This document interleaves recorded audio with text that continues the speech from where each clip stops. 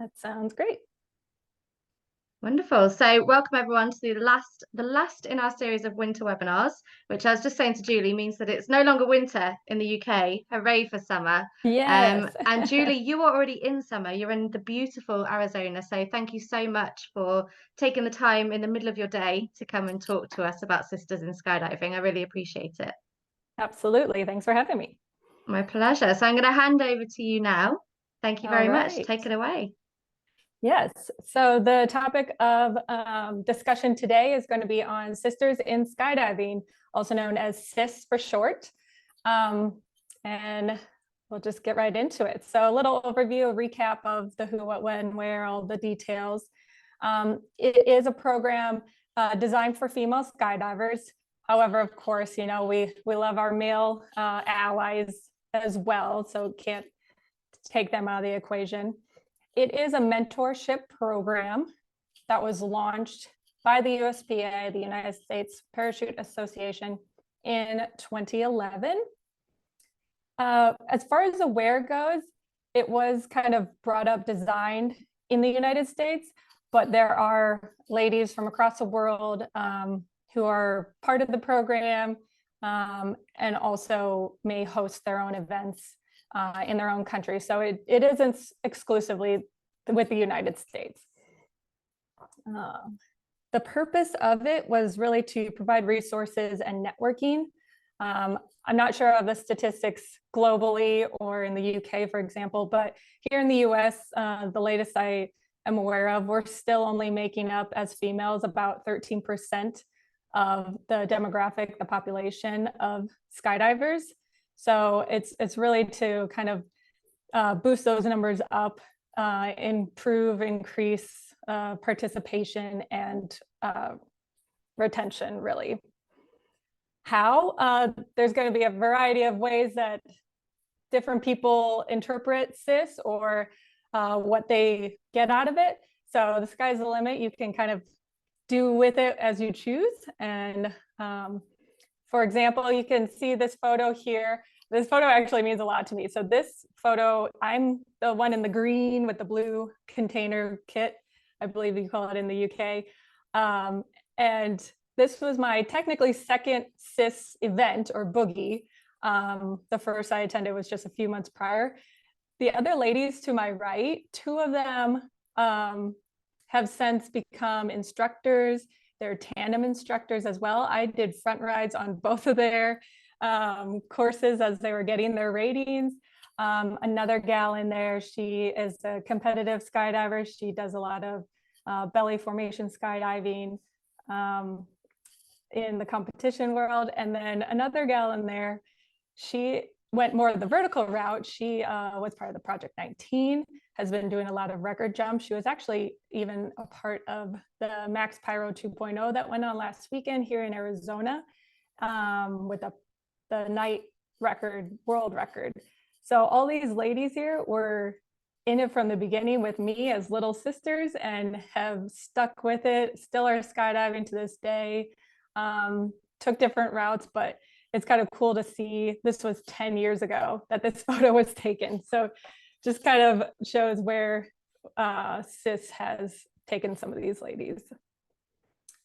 As far as the resources part, so I kind of talked about resources and then networking. So the resources on the USPA website, there is a section specifically for SIS, for Sisters in Skydiving. And there are links to different resources available. A lot of these resources come from other female skydivers. There are webinars or links to different canopy coaching out there.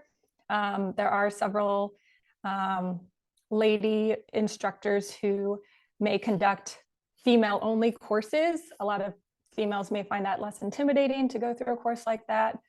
Event planning, there's a bunch of different SIS boogies or events, definitely across the United States. And like I said, I have seen some globally too, that are aimed to bring female jumpers together. A lot of times these ladies may only have one or two other ladies at their drop zone, so they're not used to seeing that many females in the sky together. jumping with females, maybe similar fall rates. It's kind of nice to get ladies together and don't have to strap on a weight belt all the time. So different things like that. Gear, there are a few female riggers who have articles that you can read, or also kind of some webinars, some links to YouTube videos, giving some advice on that. And then rating courses. There's also female specific instructor examiners out there who teach courses, and we'll get into a little bit later on some of those, like have scholarship programs and stuff that have been used.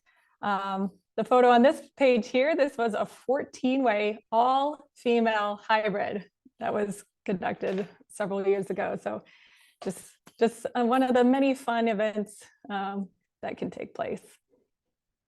Networking. I'll break this down into kind of two. The USPA also has on the page a directory. I don't think a lot of people necessarily know this or use this, but ironically, just last weekend, I did have a gal who isn't on social media, so she can't rely on Facebook to, you know, kind of network and ask around, but she told me she used the directory because she's traveling for a few months, and she wanted to reach out to other female jumpers in the area, see if maybe she can find a place to stay, if any of those are available. So it is useful. This is, you have to be, I believe, registered with the United States Parachute Association and log into your own account. So it's not accessible to just anyone. It does have personal information on it, such as email addresses, if you so choose to put on there. So that's kind of why it's the safety security reason why it's not accessible to everyone. And then events. I would say SIS is probably best known for the events, the boogies. That's where a lot of people meet, and from there form those bonds and those friendships. We call it big sisters and little sisters. So it's kind of taking those more experienced female jumpers, having them be able to mentor those newer, younger jumpers. And eventually a lot of those newer, younger jumpers then become big sisters themselves and kind of pass that torch, carry it on to the next jumping generation, if you will. The top photo in here was my very first SIS event, January of 2023. And as you can see, the bottom one now was the most recent one, January of 2024. There are a couple males in there, allies, as you can see, but just strictly size-wise, you can see how much it has grown over the years, and people just keep coming back and back year after year. So it's really cool to see that. For these events, just a couple tips and tricks, ideas that personally I've seen work in the past. I have coordinated 5 SIS events of my own in the Chicago area, and I have attended, what was it, 36. I've attended 36 SIS events in the 12 years that I've been jumping, organizing at several of those, and I think 10 different drop zones, no, 12 different drop zones, 10 different states.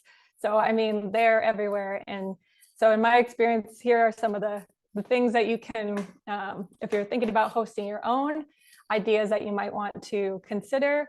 Educational seminars. A lot of drop zones, I feel like, have these as weather potential. If there's a weather day, they can host the seminar. Others build it into their schedule. We do circuits here in Arizona. So the first night of the event, you break up into groups, 10 minutes at each group, and you rotate. Educational things such as, you know, how to operate a Skyvan door, maybe. A lot of people don't know how to do that. Or packing techniques specifically for females, teaching other females, you know, ways that they might do it differently than our male counterparts. We have different safety things, you know, how to get out of line twist. We have hanging harnesses, we can demonstrate that. This year was actually kind of cool. They had some new ones like breast cancer awareness and self-checking for that. So it's just kind of, you know, hearing it from from other females, a lot of good information to pass along. Skills camps, this could be like intro to big way-ish, just for like a day or so. Scrambles, the top right corner, we had a 3-way scramble one year, just a couple jumps, just for fun, you know, friendly competition. And then you have courses like canopy courses. Again, some of these are female-driven, female-only courses. Jeannie Bartholomew does a pink canopy course here in the States, a lot of places. And also landing debrief, so somebody might be using a video camera in the landing area, and then they can debrief with the jumpers as they're walking back into the hangar. Women's Star Crest recipients. So this is kind of a fun initiation type jump where jumpers exit the aircraft unlinked, and then as long as you can build a star, a speed star essentially, with 8 or more ladies, you can earn your WSCR award. Vendors on site, a lot of events, this is a great thing to have.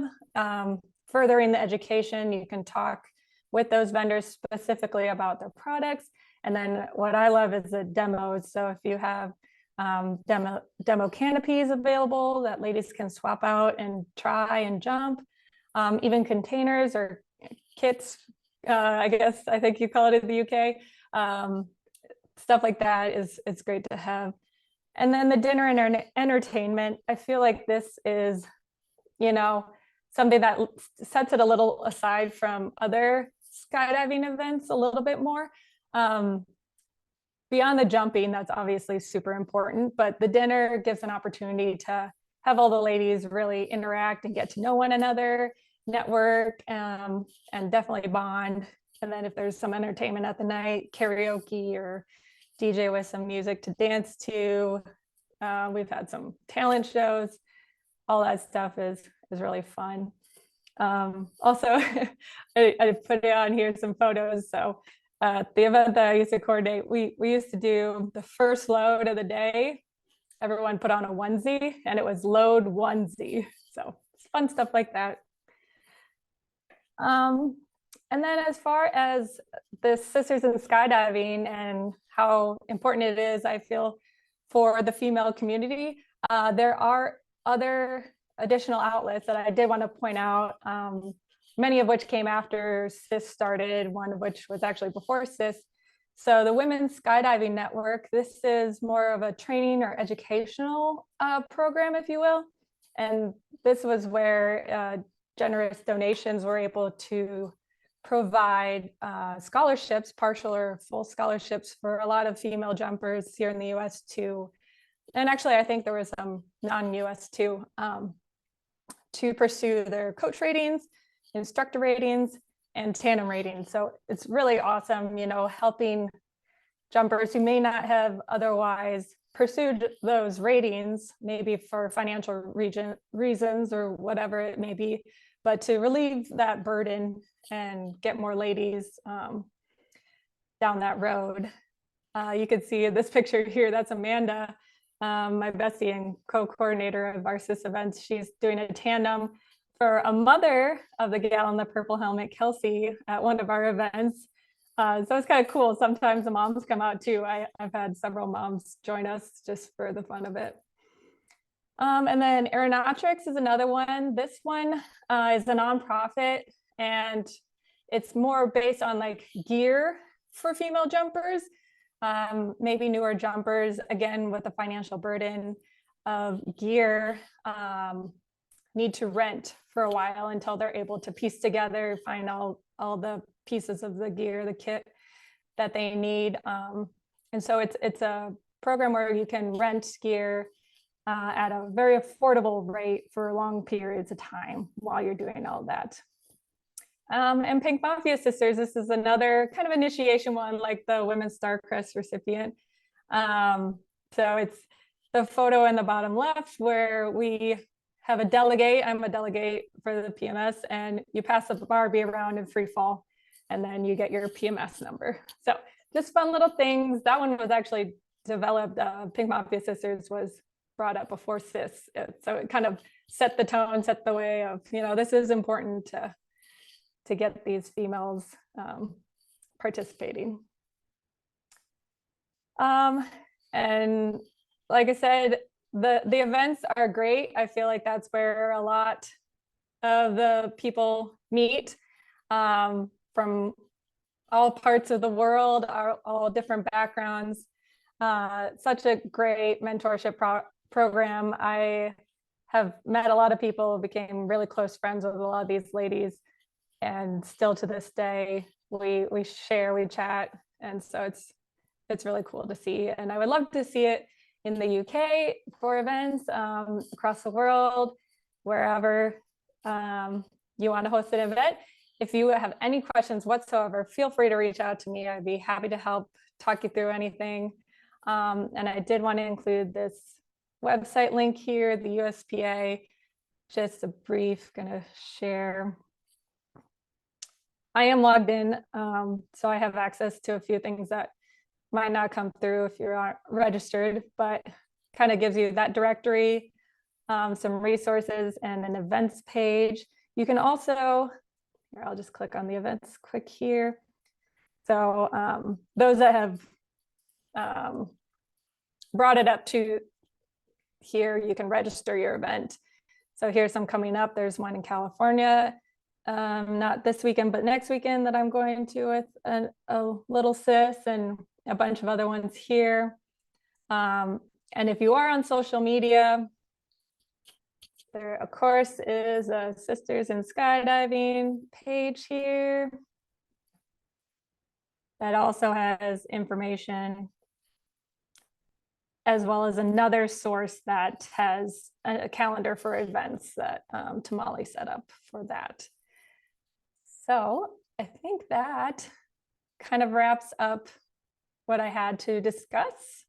And I'm happy to take any questions. That was awesome. Thank you so much, Julie. That was really cool. Yeah. I love that I can spot you so quickly. And there she is in her watermelon outfit. No, that's you on the right as well, right? It's not actually. This is Amanda right here, but this is another gal that I know from Iowa. Both of these two gals are from, well, all three of these gals are from Iowa. But I have literally never seen Amanda without you, or you without Amanda. This is really weird. I was at this event, but we're on different jumps.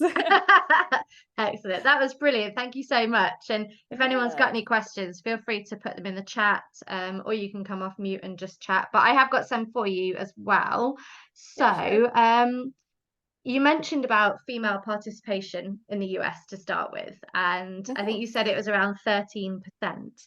Have you guys got like a target that you're trying to get to? And do you consider that to be quite low, or has that increased, or where's that at? Tell us more about that. I don't think it's really changed much per se. And I could be very wrong, but I think part of it is,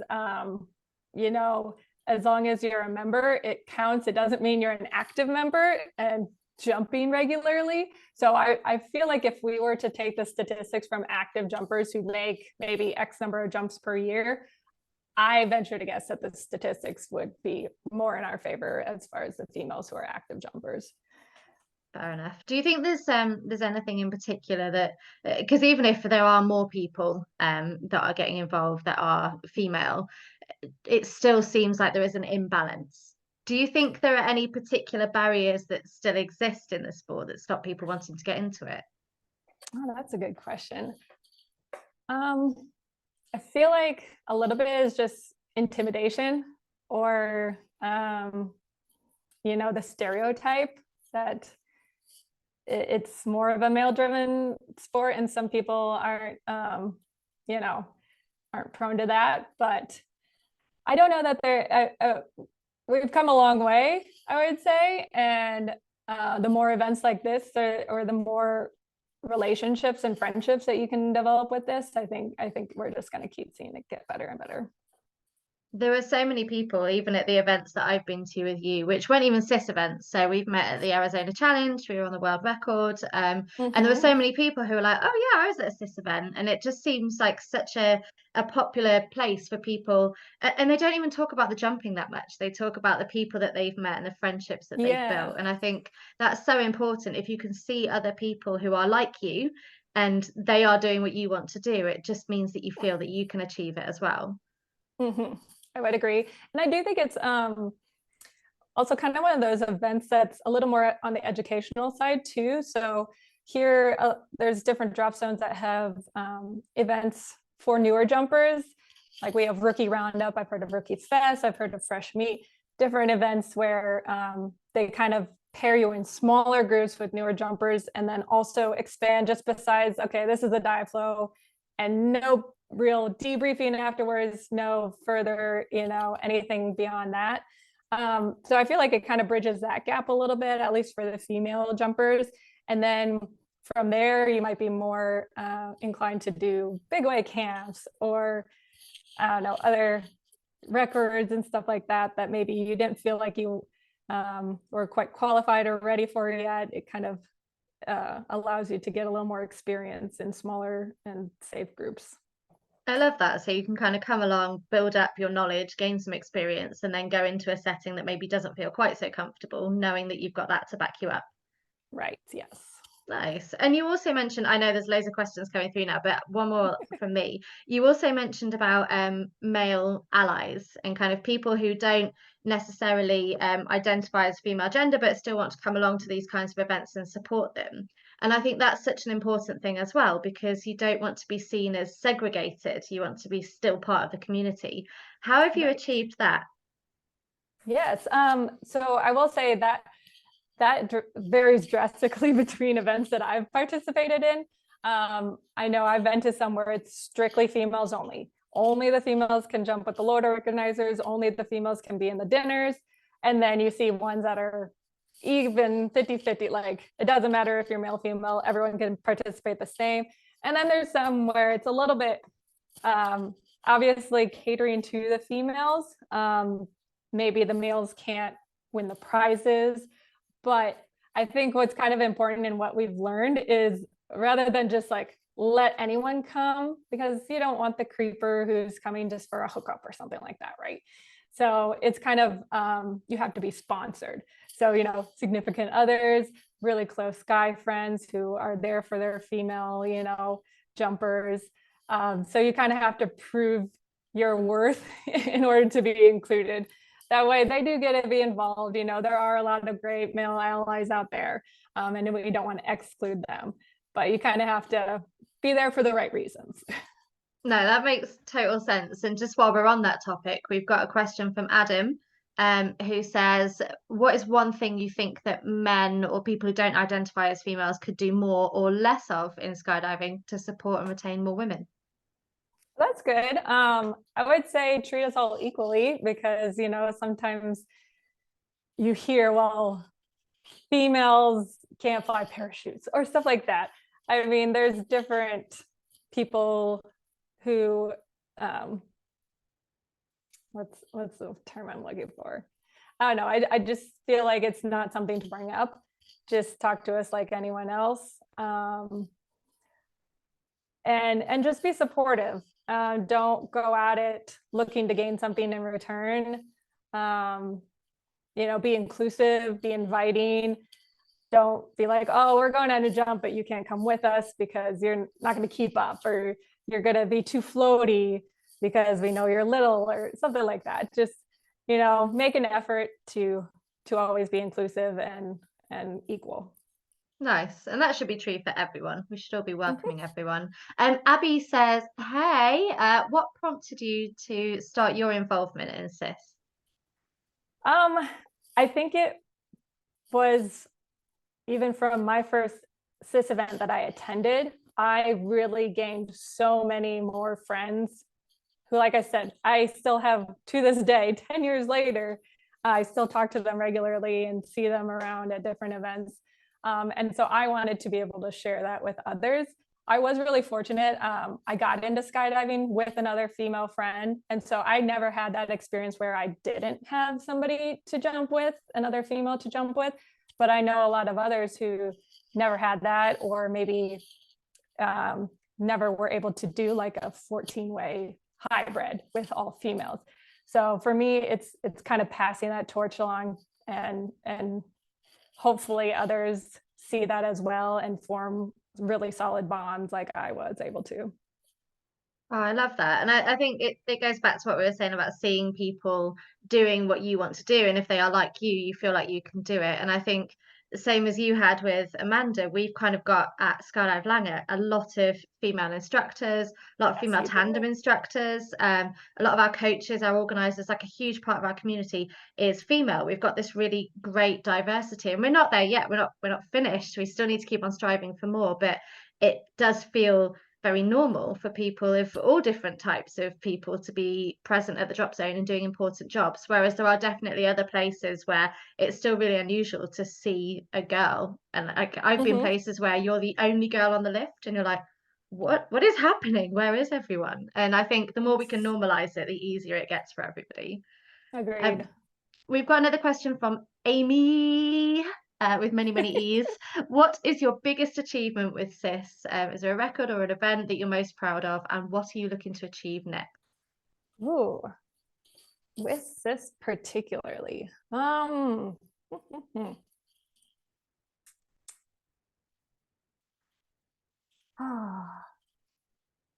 a tough one. I will say, being able to host the events, it's a lot of work. And so I would consider that definitely an achievement to do it for 5 years, especially when I moved. And so it wasn't even my home drop zone anymore, but I love that drop zone. And so I kept coming back to it. And being able at that event to see faces from all different walks of life, all different states, like they would travel for this event. So that was really cool, I guess, as an accomplishment. And then from there, a lot of those ladies I later saw at record events and breaking state records here and there. So I think that would also be up there as achievements. Yeah. What are you looking to achieve next? I kind of have taken a step back as far as the coordinating part, but I'm still around organizing at different events across the states. So that has always and will always be a fun little enjoyment of mine. Nice. I like it. And I like that you mentioned like the ladies who were in the picture early on in your presentation. I think you mentioned that was something you were really proud of, that was 10 years ago, and now they've gone and they've done all sorts of stuff, which I know must be so rewarding to like have helped them get into it, and now they found something that they really love. Yeah. And I don't even think any single one of those people does skydiving for their full-time job. Like we're all kind of the weekend warriors who just do it as an amazing, fun hobby. So it is really cool to see like those ratings being given or earned, I guess, really not given. And yeah, people doing all the records and stuff like that. So it's really cool to see how everyone is, taking the path in skydiving, which has so many different roads to go down. So yeah, absolutely. And you've kind of opened those doors for them, which is really, really cool. And then one more from me, if that's okay. yeah. So we have in the UK, there are various female only events or targeted at female events, but nothing as big, as far as I know anyway, as SIS. And I'm thinking back to a couple of years ago, there was a drop zone that did a women's only event and actually got quite a bit of backlash for excluding people who weren't women, which is, it's a really weird way that things kind of panned out in that situation. But have you ever faced that? Have you ever had people say, well, why isn't there brothers in skydiving? Like, why don't, and I've got my own thoughts on how you'd respond to that, but how do you respond to that? Yes, you'll always have that. I feel like probably the same when you see the competition world and how they have female only four-way or female only, speed flying and stuff like that. They break it down by gender. It's a difficult one because yes, you want to be like include us, but then we're also going and excluding the opposite side. everyone sees it differently. I have come to see both ways as good. Again, just as long as it's coming from the right place, I feel like that's ultimately what it boils down to. So if they feel like they need a female only one to make people feel safe and secure, then maybe that's what they need to do. I like it. I'm already starting to think, I wonder what the biggest all-female hybrid we've done in the UK would be. Maybe we can beat it. Abby brought up another question. Would your events be the place for people who are perhaps non-binary or identify something other than male, I guess? Are you open to that as well in your cis events? Yeah, I would say so. And I think we actually, the Women's Skydiving Network, I think has actually a Facebook group for non-binary and trans. So it's definitely broadening of that spectrum right there. So I think it's definitely worth it. It's such a diverse community, isn't it? And I feel like there's Yes. always going to be like efforts all over the place to try and welcome more people and to do more. Something that we've been doing at Langar over the last year or so is that we've had a lot of British Sign Language classes. So Oh, there's wow. been people coming into our community who are deaf, and we've been learning how to sign with them, and they in return have been kind of teaching us, and that's been a big focus. So Mm-hmm. that almost feels like one area of our community that we've really tried to invest in making it more inclusive for them. Lots of other stuff going on at the same time, but that's kind of been quite a big one. And then you want to include women and you want to include everybody from every type of background. And what's so amazing is that you look at skydiving in general and you're like, there's literally everybody is represented here. We Oh, just yes. need to make sure that we support that representation and keep it growing. Mm-hmm. Well, and I think it's always funny too, like the people that I met in skydiving, had I not met them in skydiving, I probably would have never crossed paths with them. We come from very different walks of life. And so it's just cool to set all of that aside and we're just here to jump and have a good time. 100%. It's my favorite thing about it. Even this, the fact that we've got this relationship between me and you, and we've met a couple of times at these incredible events, but now we're connected across the whole world. So it's absolutely incredible. Amy's having a little flex. She could do the alphabet of British Sign Language now. Wonderful. I could do it in Excellent. American Sign Language. ASL is just one hand though, isn't it? One hand. Mm-hmm. Well, Yeah, I wish we for could the do that. alphabet. For the Okay. alphabet. We use it to shout down to each other in the plane. So it's like we want to talk about something, usually about how cloudy it is. Uh-huh. We're like, hey. But no, that's been absolutely amazing. Thank you so much for taking the time to do this, Julie. And you Absolutely. mark the start of summer in the UK. Woo! You are the final winter webinar. Summer is here. Thank you so much for bringing it in such style. And I will share all of the links for everybody to the USPA website and to the social media channels. Everyone's saying thank you very much, legend. Really Thank you appreciate your all. time, Thank you very Julie. much, Laura. My pleasure. Enjoy the rest of your day. Bye for now. Yes, Bye, enjoy your everyone. season. Thank you. Bye.